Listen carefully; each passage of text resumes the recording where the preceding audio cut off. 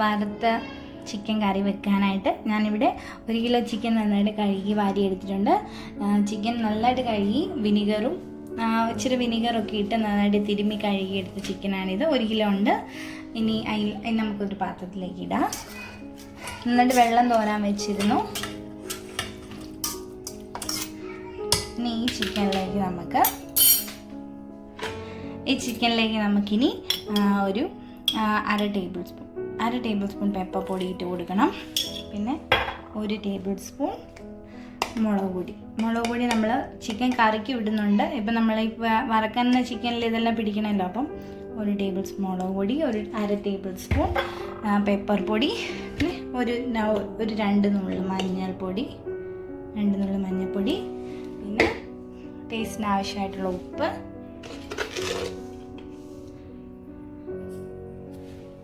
പിന്നെ ഞാനിവിടെ ഒരു ടേബിൾ സ്പൂണോളം ലെമൺ ജ്യൂസ് പിഴിഞ്ഞൊഴിക്കുന്നുണ്ട്. അപ്പോൾ നമ്മൾ ഒരു വലിയ ടേബിൾ സ്പൂണോളം ലെമൺ ജ്യൂസ് ഒഴിച്ചു കൊടുത്തു. ലെമൺ ജ്യൂസിന് പകരം തൈര് ഒഴിച്ചു കൊടുക്കും, കുഴപ്പമില്ല. നാരങ്ങ നീര് ഒഴിക്കുകയാണെങ്കിൽ ചിക്കൻ ഇച്ചിരി സോഫ്റ്റ് ആവും.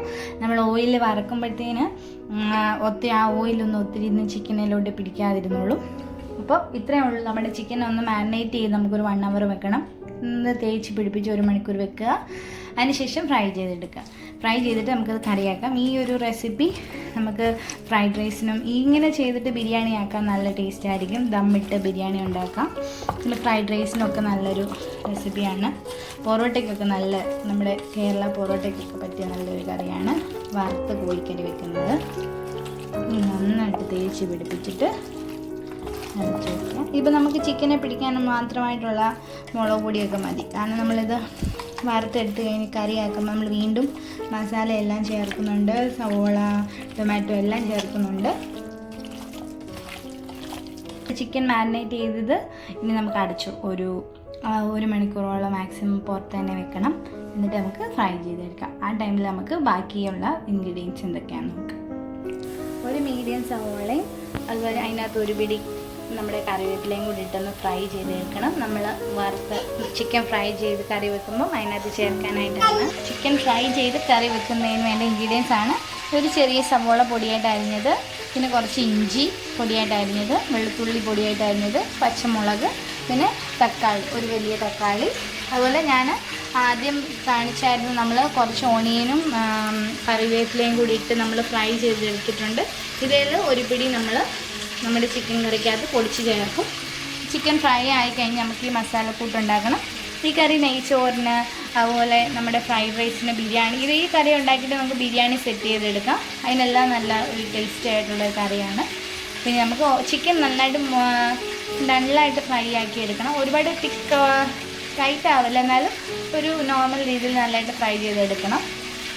ഇപ്പം നമ്മൾ 1 hour മുമ്പ് പുരട്ടി വെച്ച ചിക്കൻ ഓരോന്നായിട്ട് ഫ്രൈ ചെയ്തെടുക്കാം. അതിന് ഓരോ ചിക്കനും നമ്മൾ സൺഫ്ലവറാണ് ഞാനിവിടെ യൂസ് ചെയ്യുന്നത്.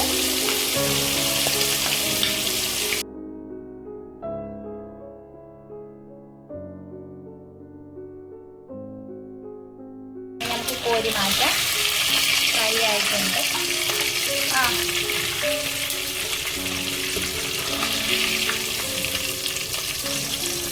നമുക്ക് അടുത്ത പോർഷൻ ഇതുപോലിട്ട് ഫ്രൈ ചെയ്തെടുക്കാം. നിങ്ങൾ കണ്ടല്ലോ, ഇതുപോലെ ഫ്രൈ ആക്കി എടുക്കണം. അടുത്ത ചിക്കൻ നമുക്കിട്ട് മൊരിച്ചെടുക്കാം. അപ്പം ഇനി നമുക്ക് നമ്മുടെ കറി വെക്കാൻ തുടങ്ങാം. അതിലേക്ക് ഞാൻ ഉള്ളി വറുത്ത എണ്ണയിൽ തന്നെ ചിക്കൻ വറുത്തെടുത്തു. അപ്പം ചിക്കൻ വറുത്ത് കഴിഞ്ഞപ്പോഴത്തേന് നമുക്ക് ആ എണ്ണ ചിലപ്പോൾ യൂസ് ചെയ്യാം. പക്ഷേ ഇച്ചിരി മൊരിഞ്ഞൊക്കെ ആയതുകൊണ്ട് ഞാൻ എണ്ണ മാറ്റി ഫ്രഷ് ആയിട്ടുള്ള ഇച്ചിരി ഓയിൽ ഒഴിച്ച് കൊടുത്തു. ഒരു 3 ടേബിൾ സ്പൂൺ ഓയിൽ.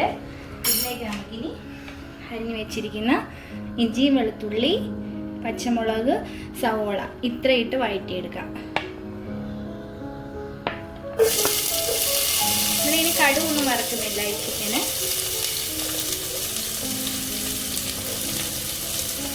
ഇഞ്ചിയൊക്കെ ഇച്ചിരി കൂടുതലിടുന്ന ഇപ്പം നമ്മൾ ഫുഡൊക്കെ കഴിക്കുമ്പോൾ. ഇഞ്ചി, വെളുത്തുള്ളി, പച്ചമുളക്, സവോള, ഒരു മീഡിയം സവോള പൊടിയായിട്ട് അരിഞ്ഞത് ഇത്രയിട്ട് നന്നായിട്ട് വഴറ്റിയിടുക.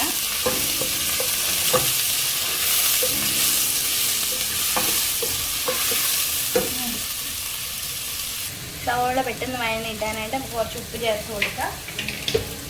ഇത് നന്നായിട്ട് വഴറ്റിയെടുക്കണം.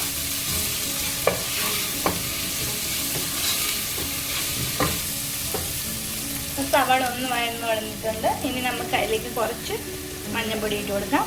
നമ്മൾ ഓൾറെഡി ചിക്കന് എല്ലാ മസാലയും പുരട്ടി 1 മണിക്കൂർ മേളിൽ മാക്സിമം ഒരു 1.5 മണിക്കൂർ വെക്കുമ്പോഴത്തേന് തന്നെ ചിക്കനിലെ മസാല എല്ലാം നന്നായി പിടിച്ച് നല്ല ടേസ്റ്റി ആയിരിക്കും. നമ്മൾ ഈ ഗ്രേവിയിൽ മസാല ഇട്ട് കൊടുക്കണം. അപ്പം രണ്ടിലൂടെ ഒരു ഈക്വൽ പോർഷൻ. അപ്പോൾ ഈ സവോള, ഇഞ്ചിയും പച്ചമുളകും വെളുത്തുള്ളിയും വഴന്ന് വന്നതിനകത്തോട്ട് കുറച്ച് ഉപ്പ് നമ്മൾ ഇട്ട് കൊടുത്തു. പിന്നെ കുറച്ച് മഞ്ഞൾപ്പൊടി ഇട്ടു. സവോള വെന്ത് ഒത്തിരി ഉടഞ്ഞു പോകണ്ട. ഒരു കറി പോലെയല്ലേ നമ്മൾ എടുക്കുന്നത്. അപ്പം ഞാനിപ്പോൾ ഇവിടെ നമ്മൾ നെയ്ച്ചോറിന് ഈ കറി യൂസ് ചെയ്യുവാണ്. അപ്പോൾ നമ്മൾ ഒരു ഇച്ചിരി ഗ്രേവി വേണം ചോറ് കൂട്ടി കഴിക്കാനൊക്കെ. ഇനി ഇതിലേക്ക് നമുക്ക് കുറച്ച് മല്ലിപ്പൊടി, ഒരു ടേബിൾ സ്പൂൺ മല്ലിപ്പൊടി ഇട്ട് കൊടുക്കാം. 1 ടേബിൾ സ്പൂൺ മല്ലിപ്പൊടി അതൊന്ന് ഇളക്കി കൊടുക്കുക.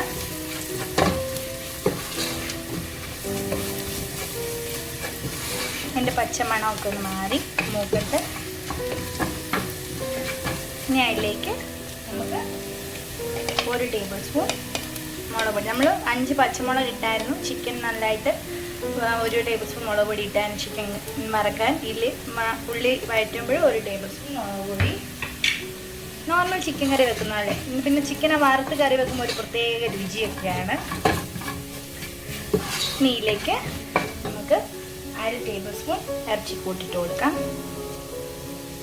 1/2 table spoon chicken masala. Chicken masala നമ്മൾ വീട്ടിൽ തന്നെ പൊടിച്ചെടുത്ത് ചിക്കൻ മസാല.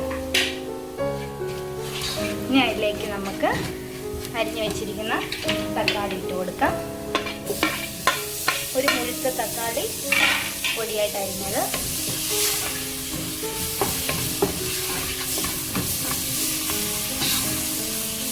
ഇനി അതിലെ ആ തക്കാളിയിലേക്ക് നമുക്ക് പൊടിയായിട്ട് അരിഞ്ഞു വെച്ചിരിക്കുന്ന 1 പിടി മല്ലിയിലയും 1 പിടി പുതിനയിലയും നമുക്കൊരു 1/2 ഗ്ലാസ് വെള്ളം ഒഴിക്കാം. 1/2 ഗ്ലാസ് ചൂടുവെള്ളം. നമ്മൾ തണുത്ത വെള്ളം ഒഴിക്കല്. 1/2 ഗ്ലാസ് ചൂടുവെള്ളം ഒഴിച്ച് കൊടുക്കാം.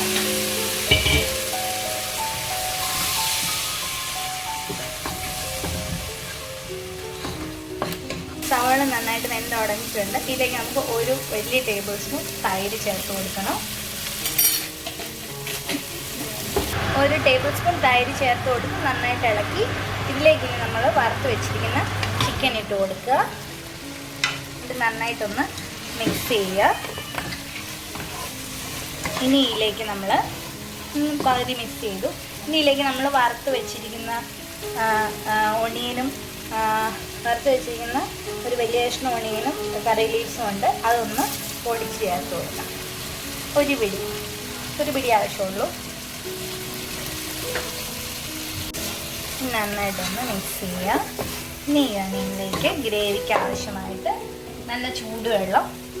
നമുക്ക് എത്ര ഗ്രേവി വേണോ അതിനനുസരിച്ച്. ഞാനിവിടെ ഒരു കപ്പോളം ചൂടുവെള്ളം ഒഴിച്ചു. നല്ല തിളച്ച ചൂടുവെള്ളം. പച്ചവെള്ളം ഒഴിക്കൽ കറിയുടെ കംപ്ലീറ്റ് ടേസ്റ്റ് മാറിപ്പോവും. 1.5 കപ്പ് ചൂടുവെള്ളം. ഭയങ്കര ഈ ഒണിയനും കറി ലീവ്സും കൂടി ഇങ്ങനെ വറുത്ത് ചേർക്കുമ്പോൾ കറിക്ക് ഡബിൾ ടേസ്റ്റാണ് വരുന്നത്. ട്രൈ ചെയ്ത് നോക്കുക. 1.5 കപ്പ് ചൂടുവെള്ളം ഒഴിച്ചു കൊടുക്കുക. ഇനി ഹൈ ഫ്ലെയിമിലിടുക. എന്നിട്ട് ഇതൊന്ന് ഈ ഒഴിച്ച വെള്ളം ഒന്ന് മീഡിയം ആകുന്നിടം വരെ നന്നായിട്ടൊന്ന് അടച്ചു വെച്ചൊന്ന് തിളപ്പിക്കുക. അപ്പോൾ ഇതിന് വറുത്ത ചിക്കനകത്തോട്ട് ഗ്രേവിയൊക്കെ ഒന്ന് പിടിച്ച് കറക്റ്റാവും. ഈ സമയത്ത് ഉപ്പ് നോക്കാൻ മാർക്കില്ല. ഞാൻ കുറച്ച് ഉപ്പിട്ട് കൊടുത്തിട്ടുണ്ട്. ഇനി നന്നായിട്ടൊന്ന് ഇളക്കിയിട്ട്, ഒരുപാട് ഗ്രേവി ഇല്ല, ഇതൊന്ന് ഒരു 10 മിനിറ്റ് വേണ്ട, ഒരു 5 മിനിറ്റ് നന്നായിട്ടൊന്ന് തിളയ്ക്കണം. അപ്പോൾ അങ്ങനെ അടച്ചു വയ്ക്കും. അപ്പോൾ നമ്മുടെ കറി ഒരു 10 മിനിറ്റോളം, 5 മിനിറ്റ് ഹൈ ഫ്ലെയിമിൽ, പിന്നെ ഒരു 5 മിനിറ്റ് ഞാൻ ലോ ഫ്ലെയിമിലിട്ട് റെഡിയാക്കി എടുത്തിട്ടുണ്ട്. എണ്ണയൊക്കെ നന്നായിട്ട് തെളിഞ്ഞ് വന്നു. ഇവിടെ ഗ്രേവിയൊക്കെ നല്ല കറക്റ്റ് പരുവത്തിലായിട്ടുണ്ട്. നമുക്ക് തീ ഓഫ് ചെയ്യാം.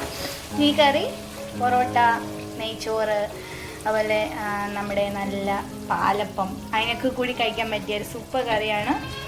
ഒരു അത്യാവശ്യം ഇച്ചിരി ഗ്രേവി ഇട്ട് എടുക്കുകയാണെങ്കിൽ അപ്പമൊക്കെ കഴിക്കുമ്പോൾ മുക്കി കഴിക്കാം.